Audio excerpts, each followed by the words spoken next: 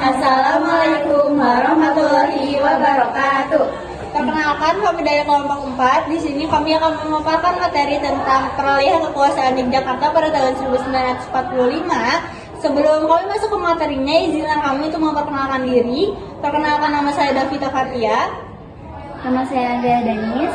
Nama saya Suci Hamani Rahayu. Nama saya Dita Aprilia Lestari.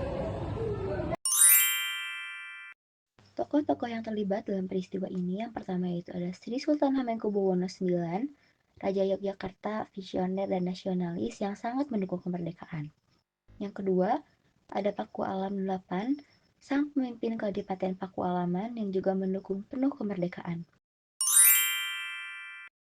Yang melatar belakangi mengapa peristiwa ini dapat terjadi, yaitu karena setelah proklamasi kemerdekaan pada tanggal 17 Agustus 1945, Indonesia masih belum diakui sepenuhnya secara internasional dan sedang berjuang menyatukan berbagai daerah dalam republik. Di berbagai wilayah Nusantara, kekuasaan lokal seperti raja, sultan, dan elit feodal masih memiliki peran yang besar. Banyak kerajaan di Nusantara yang masih ragu untuk bergabung ke dalam Republik Indonesia. Namun, Kesultanan Yogyakarta dan Kadipaten Pakualaman menjadi contoh yang luar biasa karena dengan penuh kesadaran dan terpaksaan, mereka menyatakan bergabung dalam Republik. Jadi, pada saat kekuasaan Jepang telah runtuh setelah menyerah kepada sekutu, Republik Indonesia baru diproklamasikan, namun belum memiliki pemerintahan daerah yang kuat. Banyak daerah yang ragu untuk mengakui pemerintah pusat. Kesultanan Yogyakarta sudah memiliki sistem pemerintahan sendiri dan rakyat yang solid. Sultan Hamengkubuwono IX dan Paku Alam VIII mengambil langkah berani dengan menyatakan bahwa mereka berpihak kepada Republik Indonesia, bukan Belanda atau sekutu. Ini menjadi contoh dukungan damai dan strategis terhadap kemerdekaan Indonesia. Pada 5 September 1945, Sri Sultan Hamengkubuwono IX dan Paku Alam VIII mengeluarkan maklumat resmi bahwa wilayah Yogyakarta dan Paku Alam bergabung dengan negara Republik Indonesia.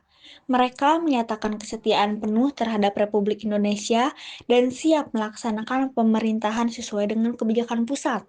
Yogyakarta kemudian ditetapkan sebagai daerah istimewa dan Sri Sultan Hamengkubuwono IX diangkat menjadi gubernur pertama daerah istimewa Yogyakarta oleh Presiden Soekarno.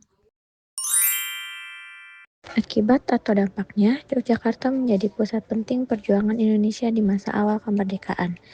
Ketika Jakarta diduduki Belanda tahun 1946, Yogyakarta ditetapkan sebagai ibu kota Republik Indonesia sampai tahun 1949.